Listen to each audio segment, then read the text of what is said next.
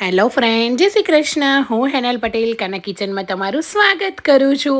શિયાળાની ઠંડીમાં મજા આવે અને તમે પંજાબી શાકને પણ ભૂલી જશો એટલું સરસ આજે આપણે ડુંગળી પેંડાનું શાક બનાવી લઈશું. આ શાક એટલું અલગ રીતે બનીને તૈયાર થઈ જતું હોય છે અને ખાવામાં તો એટલું ટેસ્ટી બનતું હોય છે. તો ડુંગળી પેંડાનું શાક બનાવવા માટે આ રીતે મેં અહીંયા 200 ગ્રામ જેટલી નાની ડુંગળી લીધી છે. ડુંગળીની સાઇઝ એકદમ આ રીતે મીડિયમ હોય એવી લેવાની છે.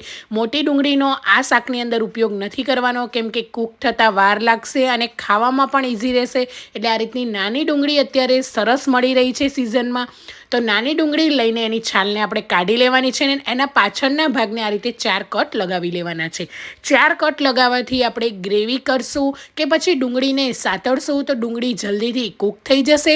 તો મેં અહીંયા બધી જ ડુંગળી તૈયાર કરી લીધી છે. હવે એક ગ્રાઇન્ડિંગ જાર લઈને એની અંદર 2 થી 3 નાના આદુના ટુકડા, મોટી 3 ચમચી જેટલું લીલું લસણ ના હોય તો સૂકું પણ એડ કરી શકો છો, અને 2 તીખા લીલા મરચાં એડ કરીને એકદમ સરસ એવી આ રીતે પેસ્ટ કરી લેવાની છે.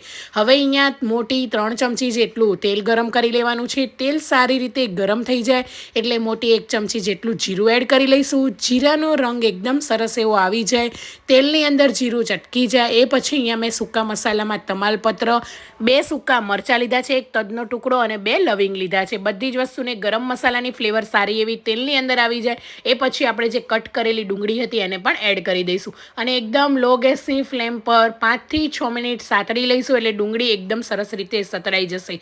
તો 5 થી 6 મિનિટમાં તમે જોઈ શકો છો ડુંગળીનું સાઈડનું પડ ખુલવા લાગ્યું છે.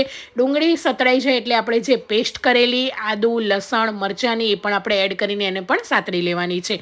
હવે અહીંયા આપણે મસાલા એડ કરી લેવાના છે. તો રૂટિંગ મસાલા જ હું અહીંયા એડ કરી રહી છું. તો 1 ચમચી હળદર પાવડર, 1.5 ચમચી જેટલું અહીંયા મેં કાશ્મીરી મરચું લીધું છે જે જરાય તીખું નથી. તો જો તમારે તીખું મરચું તમે ખાતા હોય તો એ પણ લઈ શકો છો. અને આપણે જે ગ્રાઇન્ડિંગ જારમાં જે પેસ્ટ કરેલી એની અંદર ફક્ત 2 ટેબલસ્પૂન જેટલું પાણી એડ કરીને મિક્સ કરીને આપણે એડ કરવાનું છે, જેથી મસાલા બળી ના જાય અને આપણી એકદમ સરસ એવી મસાલાની ફ્લેવર આવે. લો ગેસની ફ્લેમ પર મસાલાને સાતળી લઈશું. હવે અહીંયા 3 ટામેટાની મેં અહીંયા પ્યુરી કરેલી છે એને પણ એડ કરી દેવાની છે. ટામેટાની પ્યુરી એડ કરવાથી આ શાકનો ટેસ્ટ એટલો સરસ થતો હોય છે. એટલે આ રીતે ટામેટાની પ્યુરી એડ કરીને કન્ટિન્યુઅસ 1 થી 2 મિનિટ આપણે કૂક થવા દઈશું. અને એ પછી હવે સ્વાદ પ્રમાણે આપણે મીઠું એડ કરી દેવાનું છે. તો એકદમ સારી રીતે કૂક થઈ જાય એટલે સ્વાદ પ્રમાણે મીઠું એડ કરીને સાતળી લેવાનું છે. તેલ એકદમ સરસ રીતે ઉપર આવી જાય એટલે હવે ગેસની ફ્લેમ એકદમ લો કરી દેવાની છે. ગ્રેવી સારી રીતે સતળાઈ ગઈ છે.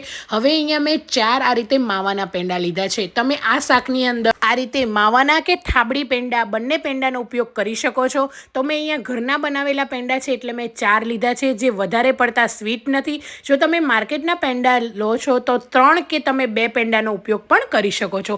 હાથની મદદથી સારી રીતે મસળી લેવાનું છે એટલે એકદમ સરસ એવા થઈ જશે. અને પેંડા એડ કરવાથી શાક વધારે પડતું સ્વીટ, વધારે પડતું ગળ્યું નહીં થાય, બસ શાકનો ટેસ્ટ બેલેન્સ થઈ જશે. તો આ રીતે મેં અહીંયા 4 પેંડાને સારી રીતે મસળી લીધા છે. હવે આપણે આ રજવાડી મસાલો બનાવીએ છીએ.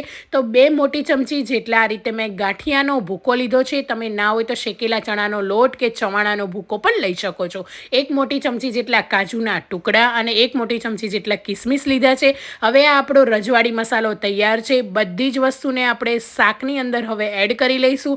તો તેલ પણ એકદમ સરસ રીતે ઉપર આવી ગયું છે. તો મેં આ રીતે લો ગેસની ફ્લેમ પર ગ્રેવીને લગભગ 5 થી 6 મિનિટ કૂક કરી છે. તો હવે એની અંદર જે આપણે પેંડા, ચવાણું, કાજુ અને કિસમિસનો જે રજવાડી મસાલો તૈયાર કર્યો એને પણ આપણે એડ કરી લેવાનો છે. અને ગેસની ફ્લેમ લો જ રાખવાની છે ને બધી જ વસ્તુને મિક્સ કરતા રહીશું આ રીતે. જો તમને શાકની અંદર વધારે ગ્રેવી જોઈએ તો થોડું એવું ગરમ પાણી પણ તમે વધારે એડ કરી શકો છો. તો બધી જ વસ્તુને મિક્સ કરી લેવાનું છે. હવે શાક વધારે પડતું ઘટ છે એટલે હું અહીંયા 1 કપ જેટલું ગરમ પાણી એડ કરી રહી છું. જ્યારે તમે આ રીતે ગ્રેવીવાળા કે કોઈ પણ આ રીતે શાક બનાવો છો ત્યારે એની અંદર ઠંડુ કરતાં ગરમ પાણી જ એડ કરવું. એનાથી કુકિંગ પ્રોસેસ તમારી અટકે નહીં અને શાકનો ટેસ્ટ, શાકનો કલર પણ એવો જ રહે. તો જોઈ શકો છો શાક એકદમ સરસ રીતે તૈયાર છે. લચકેદાર ઢાબા કે હોટલના શાકને પણ ટક્કર મારે એવું આપણું દેશી રીતે, નવી રીતે ડુંગળી પેંડાનું શાક તૈયાર છે. ગેસની ફ્લેમ બંધ કરીને લીલા સમારેલા ધાણા એડ કરીને આ ગરમા ગરમ શાક તમે રોટલી, પરાઠા, બાજરીના રોટલા સાથે પણ ખાઈ શકો છો અને એટલું ટેસ્ટી લાગતું હોય છે. જો ક્યારેય ના બનાવ્યું હોય તો મારી આ રેસીપી જરૂરથી એકવાર તમે પણ પણ ટ્રાય કરજો. અત્યારે શિયાળાની ઠંડીમાં એકદમ સરસ એવું અને ટેસ્ટી, લાજવાબ અને સિમ્પલ રીતે ઘરે બનીને તૈયાર થઈ જતું હોય છે. તો જો તમારી ઘરે જ્યારે ગેસ્ટ હોય ત્યારે પણ તમે આ રજવાડી ડુંગળી પેંડાનું શાક એકવાર જરૂરથી બનાવજો.